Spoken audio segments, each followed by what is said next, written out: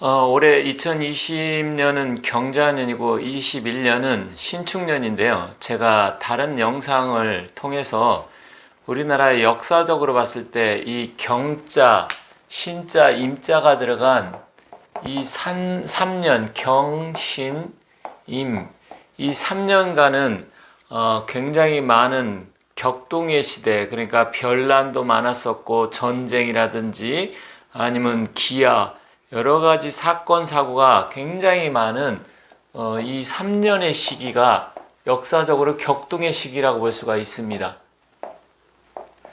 근데 많은 분들이 뭐 제 영상을 보셨던지 아니면 다른 영상을 보면서 실제로 이 경금이나 신금이 들어간 해, 그리고 이 임수가 들어간 해에 많은 역사적인 사건 사고가 있었다는 것을 알고 계시지만, 또 일부는 그런 부분에 대해서 반론을 제기한다든지 또 매번 그런 건 아니지 않느냐 이렇게 말씀하시는 분이 계신데, 그것도 사실 맞는 말씀입니다. 하지만 제가 말씀드리고 싶은 것은 이거 뭐 확률로 말씀드리긴 뭐하지만 통계적으로 그동안 역사적인 사실을 통해서 말씀드리는 거기 때문에 그러한 부분이 다른 해에 비해서 많았다는 점을 여러분들께서 생각하시면 될 것 같고요.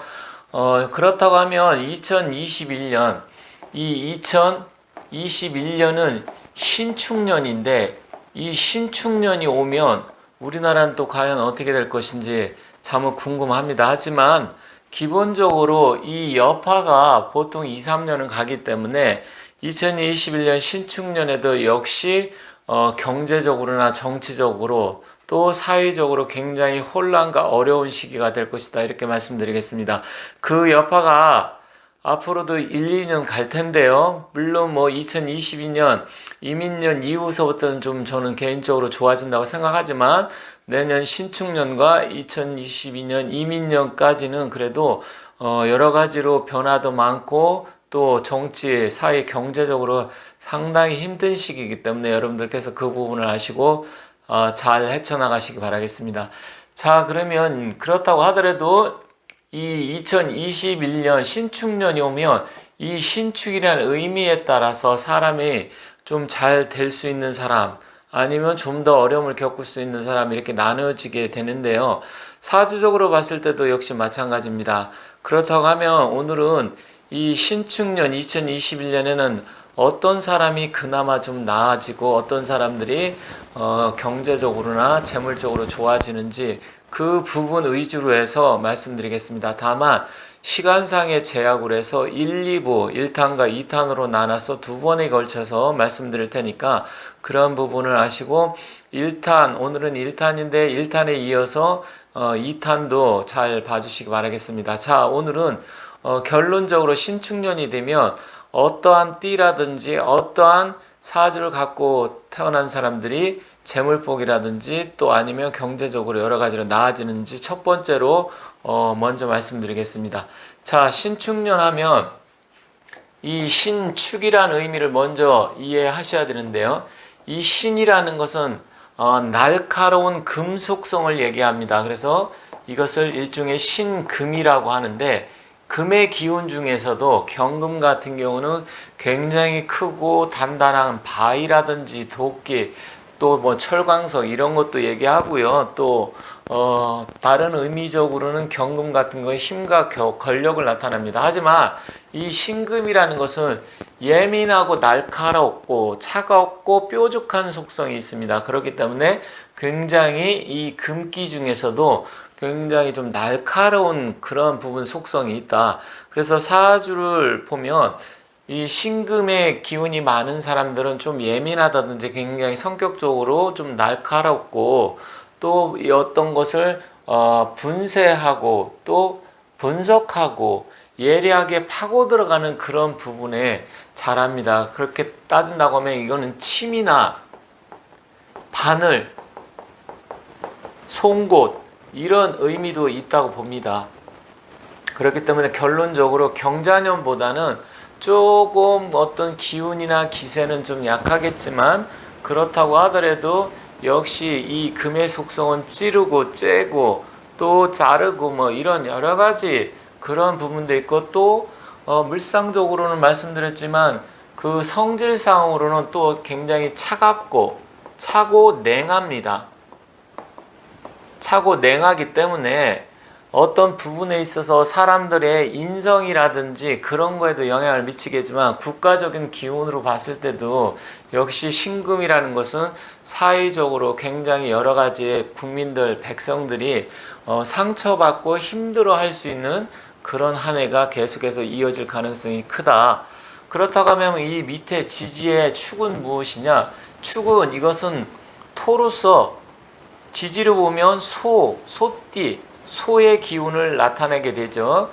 그래서 소띠의 기운을 나타내게 되는데 이 축이라는 것은 두 가지 의미가 있습니다. 방합으로 봤을 때는 축이라는 것은 방합의 기운으로 하면 해자축에서 음력으로 12월 아주 차갑고 냉한 기운, 차고 냉하다고 말씀드렸죠. 차고 이 냉한 추운 이런 기운인데 결국은 이 해자축이라는 기운이 북방의 수국, 수의 기운을 나타내기 때문에 차갑고 냉한 기운이 됩니다. 이것은 방합의 의미로서 말씀드린 거고요. 삼합의 기운으로는 또 약간 다르긴 하지만 삼합의 기운으로 봤을 때는 사, 유, 축 해서 고가 됩니다. 금의 기운의 고장지가 되고요. 또 묘고가 되는데 결론적으로 말씀드리면 이 금의 기운이 수그러들고 묘로 들어가는 기운이다. 그렇다고 하면 이 신금의 기운은 금의 기운이라고 했는데 결론적으로 이 축은 신금을 끌어당기는 묘로 들어가게 하는 묘고의 기능이 있습니다. 그래서 결론적으로 말씀드린다고 하면 이 신금의 날카로운 기운이 그렇지만 한편으로는 또 약화될 수 있는 이런 기운을 갖고 있다. 하지만 이 토라는 특성은 또 토생금 해가지고 금을 생하는 기운이 있기 때문에 어쨌든 신축년 2021년에는 약간의 기운이 조금 수그러들 가능성은 있겠지만 그렇다고 하더라도 전반적으로 기운에 봤을 때는 이 경금의 기세는 신금의 기세는 꺾이지 않고 금의 날카로운 것은 계속 유지하게 될 것이다. 그렇다고 하면 우리나라의 경제 정치적인 상황이 역시 혼란스럽고 국민들이 힘들어질 가능성이 크고요. 북한 같은 경우는 역시 북쪽은 수의 기운으로 우리가 얘기를 하는데 북한의 그 지도자라고 하는 김정은이도 결국 이 신금의 일주인데 북한은 더욱더 어떤 부분에서 어려움과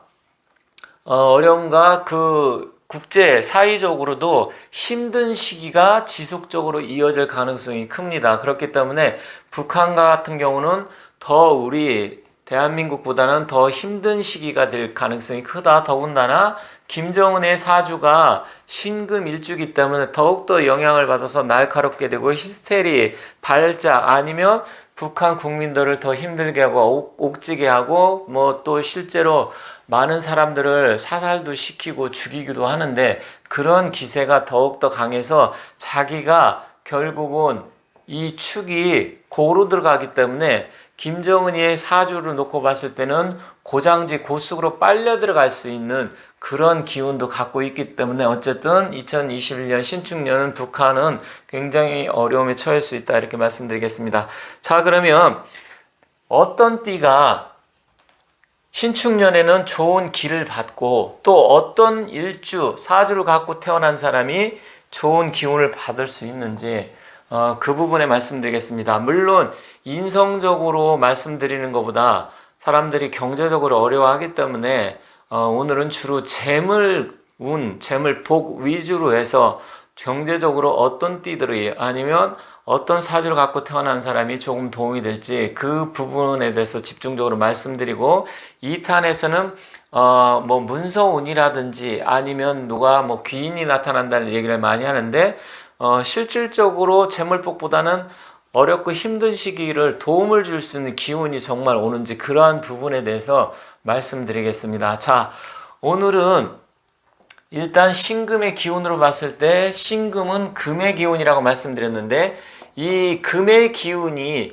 재물의 기운이 되려고 하면 화의 기운이 와야 화극금을 해서 재성 기운, 재물의 기운이 됩니다. 그래서 화극금이 되는데 일단은 화의 기운을 갖고 태어난 띠들이 띠를 보면 뱀띠가 있고요. 말띠가 있습니다. 결론적으로 띠를 보면 뱀띠, 말띠는 조금 좋은 역할을 재물적으로 도움이 될 수 있는 그런 띠다 일단 말씀드리겠습니다. 그래서 띠로 보면 말띠와 뱀띠가 좀 낫다. 하지만 이 뱀띠라는 것은 이 신축년의 신의 기운, 신금의 기운과 같이 사유축 합으로 변해서 금의 기운으로 또 변하는 속성이 있기 때문에 빨려 들어갈 수가 있습니다. 왜냐면 사라는 것은 금의 장생지이기 때문에 이 사화는 빨려 들어갈 수 있기 때문에, 그리고 또 이 뱀띠하고 아까 사유축 말씀드렸는데 뱀띠, 닭띠, 소띠는 결론적으로 내년에는 나가는 삼재, 날삼재입니다. 날삼재이기 때문에 기본적으로 삼재의 영향이 다 받는 건 아니지만 그래도 삼재의 영향을 받아서 결론적으로 보면 이 뱀띠보다는 말띠가 좀 좋다. 하지만 말띠 역시도 이 축과 오는 추고 원진 기문이 들기 때문에 서로 상충돼서 부딪히는 기운이 있어서 조금 상처는 받을 수 있다 이렇게 보여집니다. 다만 이 사나 오의 기운이 좀 강해서 이 재물을 신금을 취할 수 있는 사람은 좀 좋겠지만 실질적으로 지지하고 봤을 때는 이런 기운이기 때문에 완전하게 좋다고 볼 수는 없습니다. 다만 그래도 뱀띠라든지 말띠가 이 신금의 기운을 취할 수 있고요. 지지로 보면 일단은 또 인 호랑이띠와 토끼띠가 있습니다. 왜 그러냐면 이 호랑이와 토끼는 목의 기운인데 이 목의 기운 같은 경우는 이 축토가 또 재물이 됩니다. 이 토가 재물이 되기 때문에 결국 목국토하게 되는 이러한 부분이 있습니다. 그렇기 때문에 호랑이띠나 토끼띠 입장에서는 축 자체가 또한 재물이 됩니다. 말띠나 뱀띠 같은 경우는 신금 자체가 재물이고 지지를 놓고 본다고 하면 호랑이띠나 토끼띠인데 토끼띠한테는 이 축의 기운은 편재의 기운이기 때문에 토끼띠가 조금 더 좋고요. 이 호랑이띠 같은 경우는 정제의 기운이기 때문에 자기가 뭐 근로소득이라든지 장사를 하신 분은 그런 부분에서 조금 더 늘어날 수는 있겠지만 실질적으로 이 토끼띠 부분에 있어서는 축의 기운이 편재의 기운이고 뜻하지 않은 횡재운을 나타낼 수 있기 때문에 토끼띠가 좀 더 좋다 이렇게 보여집니다. 다만 천간까지 포함을 한다고 치면 천간의 화의 기운은 병과 정이 화의 기운이죠. 그리고 지지 같은 경우는 사와 오가 화의 기운이고요. 그리고 나무의 기운 같은 경우는 축이 재물의 운이 된다고 말씀드렸죠. 그렇다고 하면 나무의 기운 같은 경우는 갑과 을이 있고요.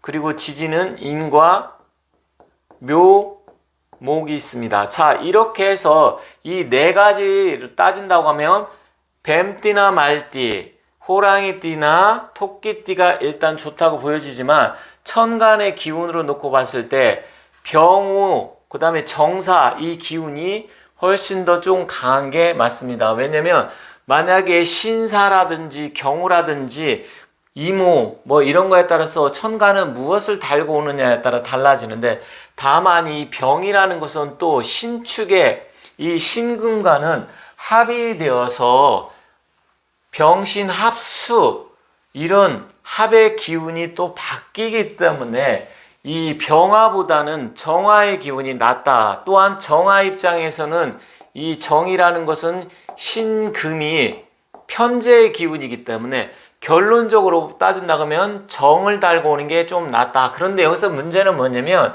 병오나 정사나 천간과 지지를 놓고 보면 약간의 문제식은 다 갖고 있습니다. 그래서 완전하게 확 풀리기보다는 일단 그래도 병오나 정사, 그러니까 병오년생, 그 다음에 정사년 뱀띠 이렇게 되겠죠. 또 태어난 날 같은 경우는 자기가 태어난 날은 일간, 일지라고 하는데 자기가 병5일에 태어난 사람이나 정사일에 태어난 사람 아니면 병5년생이나 정사년생한테는 그래도 그나마 좋은 기운이 있다. 재물적으로 이렇게 말씀드리겠습니다. 또 한 가지는 지금 여기서 봤듯이 갑인년생과 을묘년생, 갑인생하고 을묘년생, 갑인생은 74년생이고 을묘년생은 75년생이네요.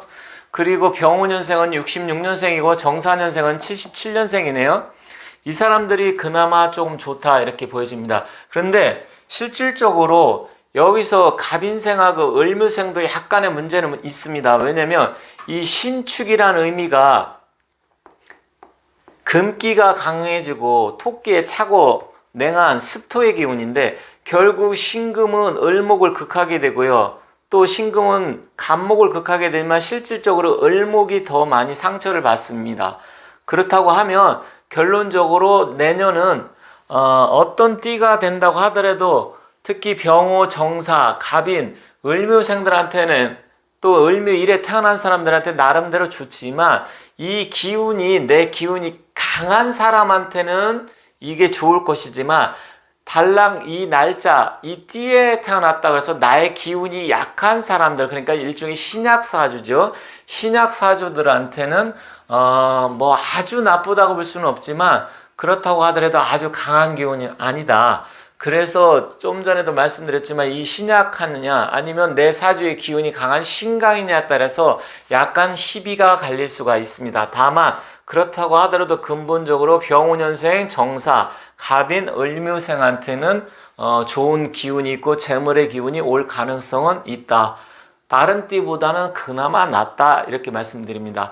다만 큰 틀에서 신축년의 기운이라는 것은 앞서도 말씀드렸지만 예민하고 날카롭고 찌르고 자르고 째는 뭐 이런 그런 기운이 있고요. 축토 역시도 차고 냉한 기운이 있기 때문에 확 풀리기보다는 조금 나아지는 정도다. 그런데 병화라든지 정화의 기운은 차고 냉한 기운을 녹일 수가 있기 때문에 그나마 좋습니다. 또 간목이나 을목 입장에서는 토의 기운은 재물이기 때문에 그렇지만 결국 약간의 상처를 받는 기운이 있는데 그렇다고 따지면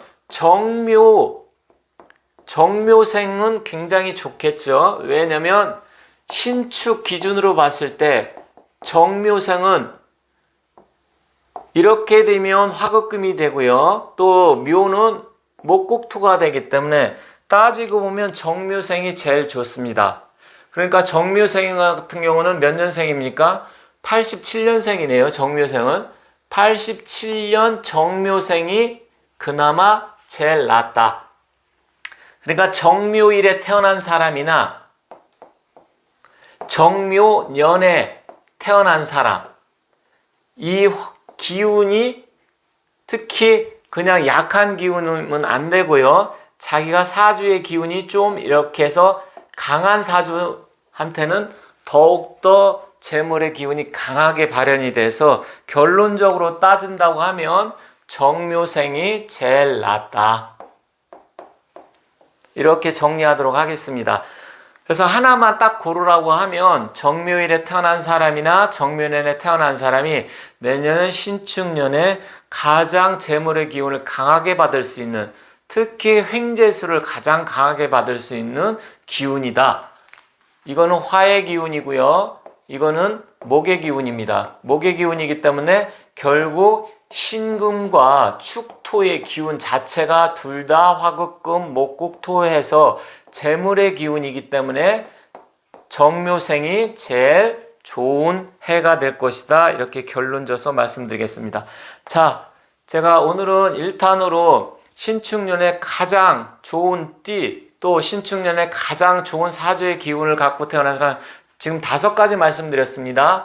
병호, 정사, 갑인, 을묘, 정묘. 그렇지만 이 중에서 최고 좋은 것은 정묘생이 제일 좋다. 이렇게 정리하면서 마치도록 하겠습니다.